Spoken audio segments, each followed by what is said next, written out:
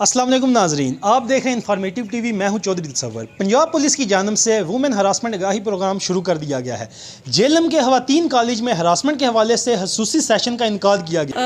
ये पुलिस वालों का बहुत शुक्रिया। ये जो पुलिस वाले हैं ये हमारे घर आए काफ़ी, जब हम खवातीन को पुलिस की वर्दी में देखते हैं तो हमें काफ़ी कॉन्फिडेंस और प्राउड फील होता है, जिसमें पुलिस की जानब से तलबात को हरासमेंट के हवाले से तफसीली बताया गया है। इस मौका पर इंस्पेक्टर नाजिया का कहना था कि किसी भी औरत को इसकी मर्ज़ी के खिलाफ जो वो फेल नहीं करना चाहती, जैसा कि सोशल मीडिया पर तस्वीर अपलोड करना, पीछा करना, इशारे करना या जुमले कसना, इस फेल के हरासमेंट के ज़ुमरे में आता है। पुलिस ने काफ़ी अच्छा स्टेप लिया है, हमें हरासमेंट के बारे में आगाह किया है। मतलब जैसे कि मर्दों के लिए काफ़ी ज़्यादा तहफ़्फ़ुज़ात थे, वैसे ही औरतों के लिए भी अब काफ़ी ज़्यादा स्टेप ले लिए गए हैं और हरासमेंट सेल भी कायम किया गया है, जिसकी वजह से ज़्यादा लड़कियों को इन्फॉर्मेशन मिल रही है।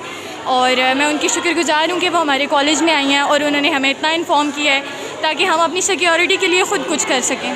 खवातीन के तहफ़्फ़ुज़ के लिए हरासमेंट सेल कायम कर दिया गया है, जबकि हर पुलिस स्टेशन में भी ये खातून PSO मौजूद है।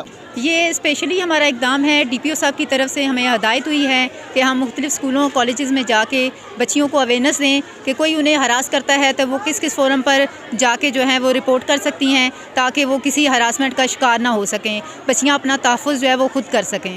और खवातीन की अलादगी में दाद रसी के लिए मौजूद हैं। आज के आगाही सेशन में तलबात ने भरपूर अंदाज में पुलिस के इस इक़दाम को सराहा है और इस तरह के इक़दाम से खवातीन को तहफ़्फ़ुज़ मिलेगा।